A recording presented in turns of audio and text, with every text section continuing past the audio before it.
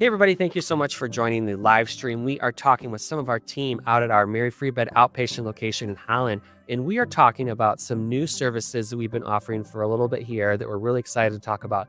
It is for Parkinson's, and it is LSVT Big and Loud. And we brought in two of our team to talk about that today. We've got Caitlin Mark and we've got Cindy Loshinsky, and both of this great team are working in Parkinson's and bring a different perspectives to it, because Caitlin is an occupational therapist and Sydney is a speech language pathologist. So this new service, you guys probably also work with other types of patients here.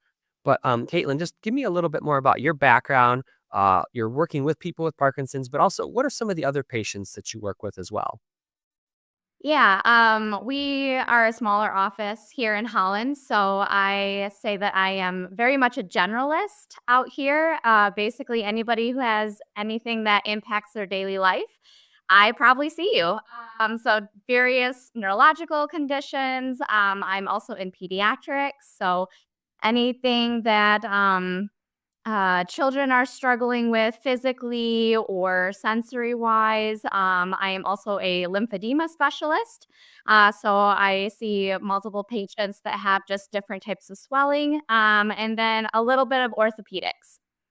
Awesome. And Sydney, what about you? Who are some of the patients that you're working with the most? Yeah, I am just like Caitlin. We're lucky enough out here to see a little bit of everything. So I'm also a generalist, working with just about anything that comes in that I feel confident working with. So primarily right now, for my older populations, we have lots of cognitive communication disorders and dysphagia or swallowing. And that's typically like post-stroke type situations. And then with pediatrics, we do a lot of feeding. I am Vital Stim certified. And then, as well as we do some basic articulation, language disorders, and augmentative and alternative communication. So, Caitlin, how did you get into rehabilitation? What was it about this field that drew you in? Rehabilitation has been my passion since I started OT school. I specifically outpatient is where I really thrive. I love this population. I get to work on the things that are most important to my patients. So, the grandparent who wants to work on being able to pick up their grandchildren again, the gentleman who just wants to get back on the golf course, just all those little things that bring people joy, I get to work on and integrate into my therapies. Caitlin, what about you? What was that drawing factor? I'm sorry, Sydney, what drew you into speech language pathology? You know, that is such a unique field. And I always joke that it's like the not the best marketed because you guys do so many different things that are in the title. But what got you into speech language pathology? Yeah, no, it certainly is not like the best marketed field. I don't think I even knew everything that it encapsulated until I job shadowed someone and I was like, wow, there is so much to this field. A lot more than just the speech aspect. So I always had a passion for working with people, and I knew I wanted to do something where I was able to build more of a relationship with the people that I was seeing. And the rehabilitation field allows us to do that, and outpatient specifically. So, I was kinda looking, physical therapy, occupational, and I really fell in love with the world of speech pathology and, just seeing some of those more severe cases, as people come back from a stroke and are able to communicate with their loved ones again, or, seeing, like, a child talk to their parents for the first time. It's just a really cool effect, and, yeah, it was very, inspiring. So this is such a great chance to talk to our team and get to highlight locations like our location out in Holland. But we're also going to dive into Parkinson's and how rehabilitation can help people who are recovering or living with this illness. So we're going to talk to Sydney about this. So what actually is Parkinson's disease and how does it impact the body? Yeah, Parkinson's disease, it's a progressive movement disorder. So specifically, it's going to target those everyday movements. And the reason it does this is because it's caused by a decreased production of dopamine within the brain. And so, as this dopamine is being reduced, these patients will often experience an array of different symptoms. So, even those simple motor movements can be challenging. Everyday tasks such as, your posture or keeping your balance, small movements like writing or the speech, for example, um, maybe even some increased rigidity in your movement. Yeah, and and especially from someone who is like a storyteller within rehabilitation, we talk so much about a recovery from living life after this injury or illness. But I feel like with Parkinson's, it's so much to like getting in there and making the best of what you have and how to help you through it and how to help you manage it so much more. How can rehabilitation help somebody who is living with Parkinson's? So from an OT PT's perspective, just traditional rehabilitation for Parkinson's is just looking at those different areas of challenge. So, if we're looking at their balance, their fine motor coordination, just walking, they get that rigidity, that those smaller movements, shuffling of feet. Those are all things that traditional OT PT that if a patient gets a referral for just traditional therapies, those are the things that are going to get addressed and trying to make those improve their balance, improve their movement qualities, so that they're able to continue to stay as independent as possible. And what about speech? Yeah, so from a speech standpoint, symptoms we commonly address would be kind of that safe swallowing. So the movements are going to get a little bit smaller, less efficient with Parkinson's. So swallowing is a big aspect. Cognitive communication, kind of diving a little bit into like memory and attention and some of those executive functioning skills. So that way these people can keep handling their finances and managing their schedules and helping them be as independent as possible. And then lastly is kind of looking at the overall speech aspect. So we want to look at voicing, motor speech, how is the mouth moving, and even maybe sometimes we're looking at nonverbal communication. So a big part of communication is what we show on our face and how we present things with our tone, and that is also impacted with Parkinson's. So we're talking about LSVT big and loud. What is LSVT? What does that stand for? And then also, what is big and loud?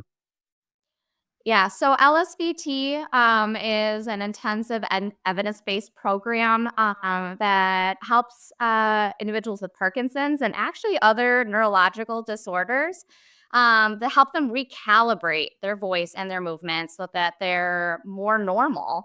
The program started out with a woman named Lee Silverman. So LS is Lee Silverman, and then voice treatment. So the program started with voice.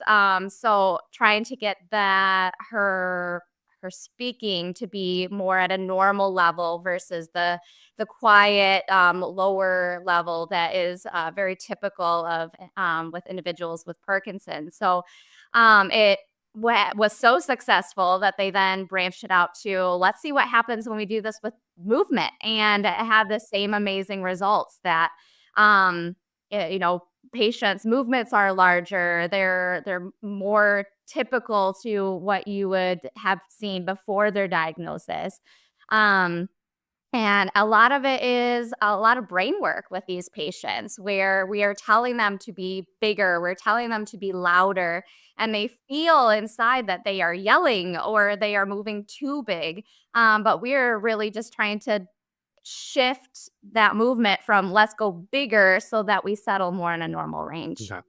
So it actually is what it is, big and loud, which is kind of funny because you'd think it would be something else within there. But so, and what are some of like the actual? You talked about the bigger movements and the bigger voice, but what are some of the things you're actually doing with the patients in big and in loud? Yeah, so for physical therapy and occupational therapy, patients can see either or. My preferred is that you have two treatments of occupational therapy and two treatments of physical therapy, but it could be any combination of the two to make up for four treatments during the week for 4 weeks. So a total of 16 sessions.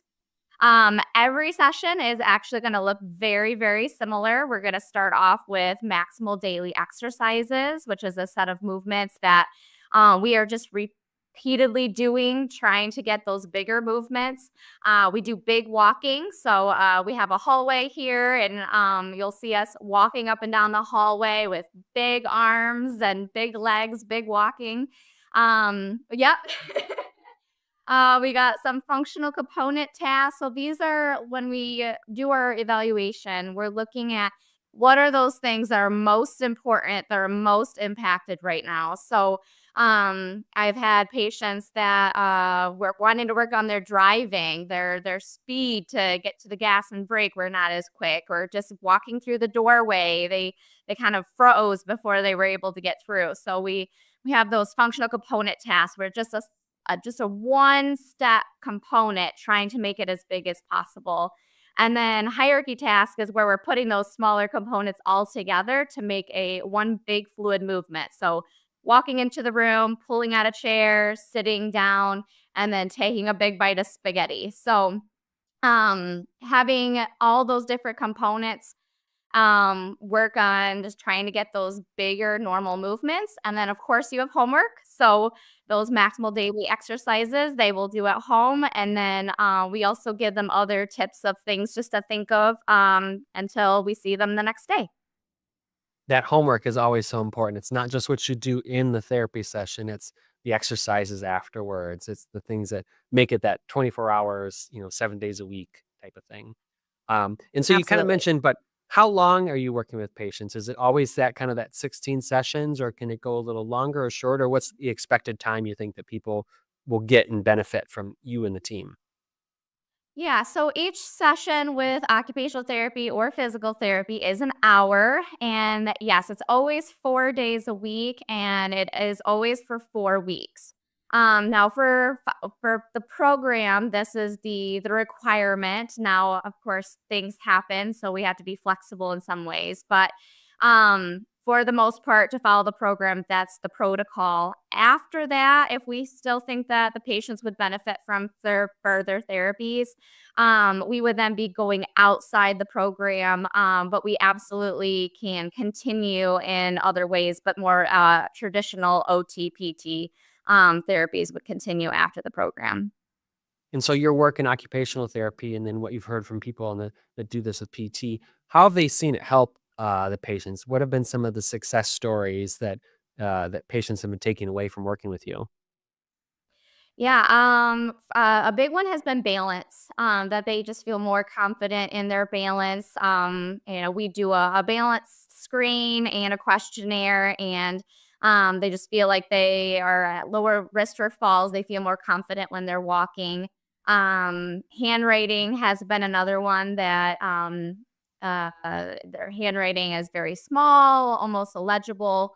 And after the program, they're writing more at a normal size, um, getting stuff done at a quicker pace. Usually, when we do the walking test, it's a time test, and they are able to cover way more ground. And so their family members usually come in and say, "Yeah, they're keeping up a little bit more than they used to." So all areas of disability when it comes to Parkinson's, I see a great improvement. That's great. That's so good to hear, Caitlin. We're going to go back down to Sydney, talking LSVT and talking about loud. What are some of the things that you, from a speech language pathology side, are working with the patients on? Yeah, we kind of bounce a lot, similar to Caitlin in the occupational therapy and big world, just because they are designed similarly. So the goal is the same. We want to work on recalibrating their speech. So typically, what they think is an average loudness is typically quite quiet to the typical hearing range. So we're going to work on increasing that vocal loudness, improving the speech clarity. Um, Typically, we might see a little bit less movement in the articulators. So that can really impact how intelligible someone is. And then, like I said before, some of that not those nonverbals. So vocal intonation, kind of sticking away from the monotone type speech and allowing our voice to have some expression up and down to it. So these sessions typically Similar to LSVT BIG, are going to work through a systematic hierarchy, broken up into 4 components. First, we want to start out with some sustained phonation and pitch glides, kind of just working on getting that loudness back into them and helping recalibrate them. And then we'll work on functional phrases and hierarchical tasks. So the functional phrases specifically are going to be personalized to this person's everyday speech. I had a patient who, every day he wakes up and goes, "What's for dinner tonight, honey?" So that was one of those phrases that we practiced over and over. So that way it would carry over at home just a little bit easier. And then finally, those hierarchy tasks at the end, that would be kind of working our way into spontaneous speech and maybe reading some of those things where we're doing motor tasks and keeping busy, while also remembering to stay loud and stay intelligible. Is the timeline similar for you and how long you work with the patients? Yeah, absolutely. Caitlin and I actually just finished with a patient, doing the same timeline. So we do 1 hour sessions 4 times a week for 4 weeks. So that would be 16 total treatment days. And they really stress this frequency just because the research shows that it kind of maximizes our motor learning and really helps that skill sit with the patient and have those long-term effects. So, um, yeah, we do about 16 treatments. So this is what another thing I feel like with Mary Free Bed is our we really pride ourselves on being multidisciplinary. Like you guys interacting and talking about the patients. Like, do you guys do that as well with Parkinson's where you share about the progresses and the milestones that they have and how you can help each other with the patient? Absolutely. Well, I can just kind of take a swing, Caitlin. So, for example, one of my patients really wanted to be able to enter a restaurant. And so Caitlin and I kind of working our own individual sides realized there was 2 sides to that. One is having the conversation so you can enjoy yourself in the restaurant. And the other one is safely getting yourself into that restaurant. So we both kind of took our own side approaches and then would come back together and make sure we're working together for that patient. That's excellent. Any other like milestones or just really good success stories you've seen with patients who've worked with you on the speech side? Um, I would say it's really across the board. There's nothing like too specific. And I think the reason is that with LSVT loud, it really does hit all of the different areas. So loudness, absolutely, the patients don't have to, or I guess the patient's loved ones don't have to cue them, "Oh, can you what was that? What was that?" And so that's a comment I get a lot of times is that, I feel like I'm not asking them so much what they're trying to say, there's less frustration.